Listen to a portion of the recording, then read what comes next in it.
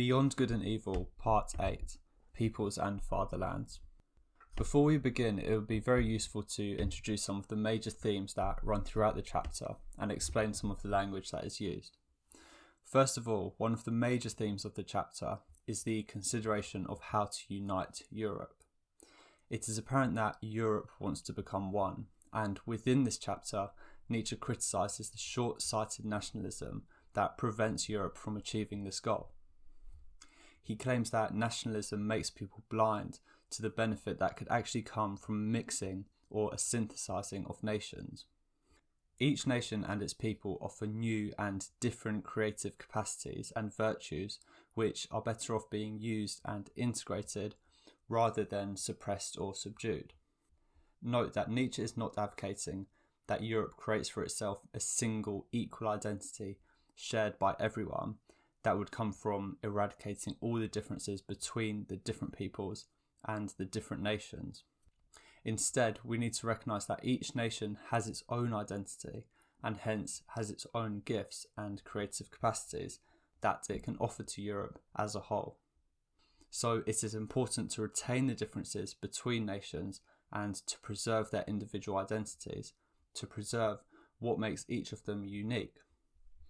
We need to find an effective and a productive way to synthesize them together when we are pursuing the goal of making Europe one.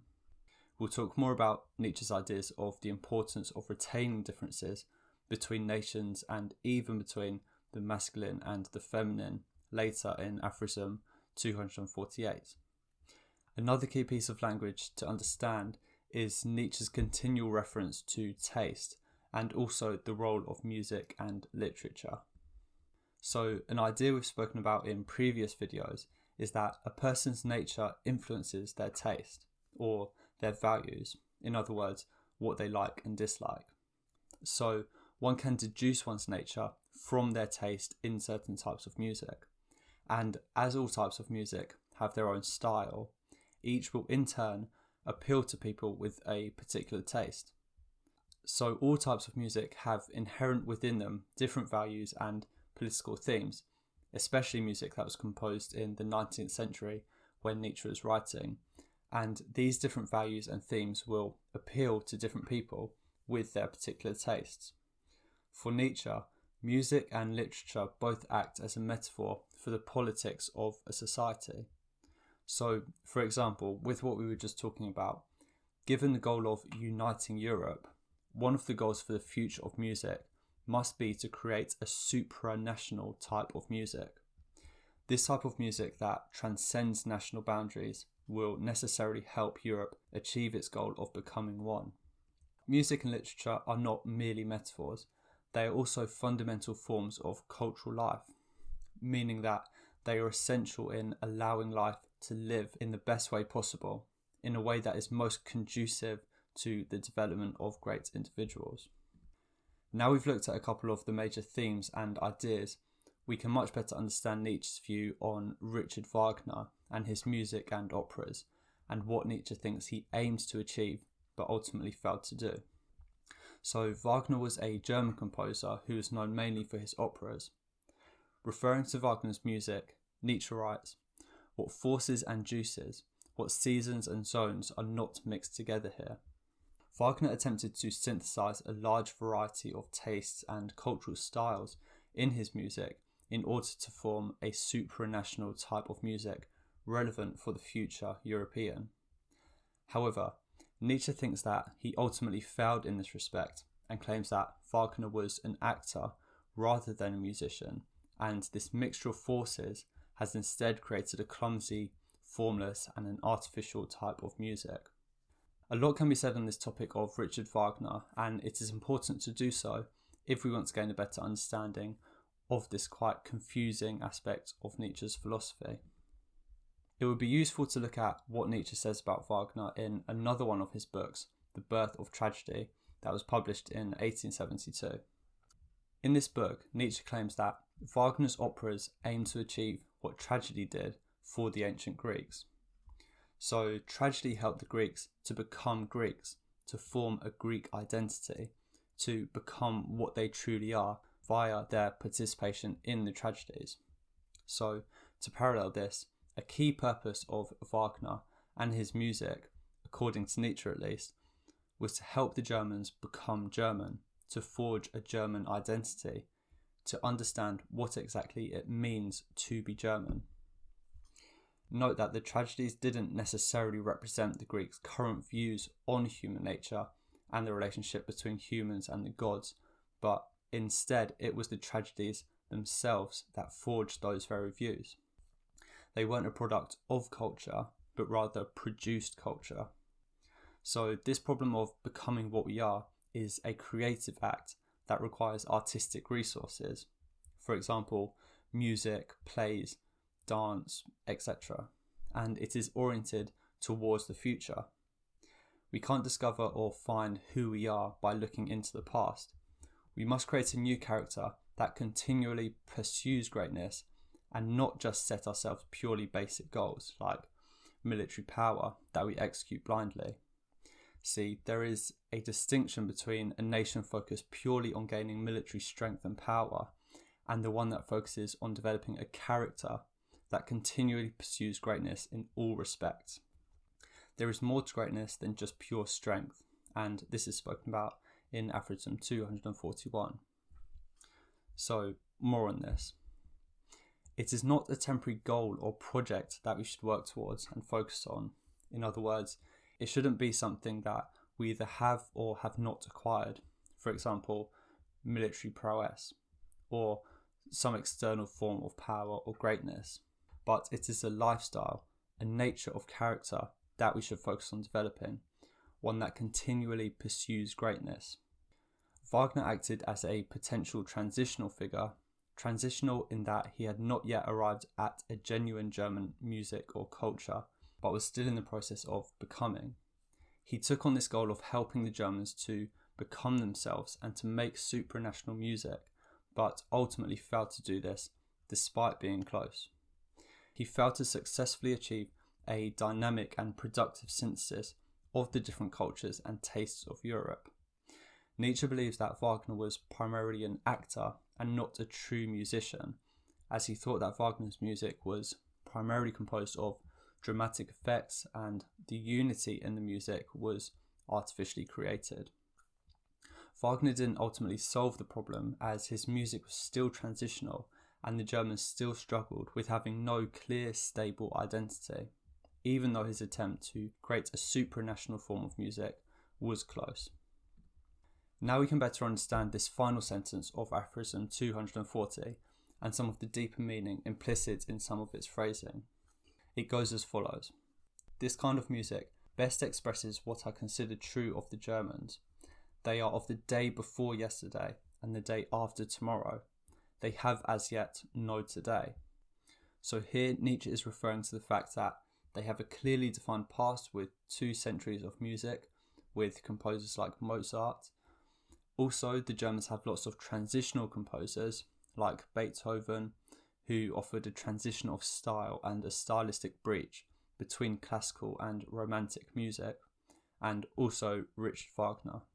Even Schumann's nationalism is likely not the next genuine phase of German music, but is just another transition. So there is a future for Germans as they are continually transitioning towards this future identity, but the problem is that it is not exactly apparent what this is yet. The problem is they never actually arrive at a stable identity. They have no today. They are in a state of perpetual transition. Now we've looked at the idea of Germans having no today or no stable identity, we can better understand section 244, which offers a vivisection of the German soul. Here, Nietzsche dispels the nationalistic myth that the Germans are a pure Aryan race. He uncovers how the Germans are, in fact, a tremendous mixture and mingling of races. He says that the German soul is above all manifold, of diverse origins, put together rather than constructed. He goes on to say that the German loves clouds and all that is obscure, becoming, crepuscular, damp and dismal, the uncertain, unformed, shifting, growing of every kind he feels to be profound. The German himself is not, he is becoming, he is developing. And all this again reinforces the idea that the German has no today, no stable German identity, but is in continual transition and is composed of many contradictory natures. An example he gives is being good-natured and malicious, and how they have adopted disguises like openness to mask the fact that they have no real, genuine personal identity. But why is this achievement of becoming what one is so challenging? Nietzsche offers some insights into why this might be the case. He writes, "Every people has its own Tartuffery and calls it its virtues. The best that one is, one does not know, one cannot know. It's hard to become what we are because we do not know exactly what is best in us. We aren't aware of our true capacities. So we may make up virtues for ourselves, but most of the time these are not genuine, but are more so just masks or disguises that we've created to fit into society. The virtues we create for ourselves do not reflect our greatest capacities." In Essay Homo, Nietzsche makes the paradoxical claim that to become what one is, one must not have the faintest notion of what one is. We can take this to mean something along the lines of, to truly know what one is, it is not enough to know a written definition of what we are that we can recite to ourselves. It is not enough to create some future identity that we aim to reach someday in the future, as this necessarily creates a separation between what one is and what one is trying to be. It assumes that you are not that thing because you've separated yourself from it in order to work towards it. Instead, to know what one is an expressive capacity. It is just being what one is. It's intuitive and it's a way of life, a way of being. It is not an intellectual or scholarly pursuit. Moving on now, in Aphorism 242, Nietzsche talks about the failures of democracy and the spiritual flattening that it entails. Nietzsche writes, "The same novel conditions which will on average create a levelling and mediocritizing of man, a useful, industrious, highly serviceable and able herd animal, are adapted in the highest degree to giving rise to exceptional men of the most dangerous and enticing quality." So the process of democratization across Europe falsely believes that the formation of free, equal and democratic societies will in turn lead to the development of a strong and great nation and the advancement and thriving of society. However, it is not going to live up to these ideals. Instead, it is going to make people weak-willed and will create a society with no real identity, with no real today, and even no future, as they have no real defined goals for the future. There is also no discipline or constraint in a democracy, which, according to Nietzsche, is the main condition for the advancement of both society and the individual.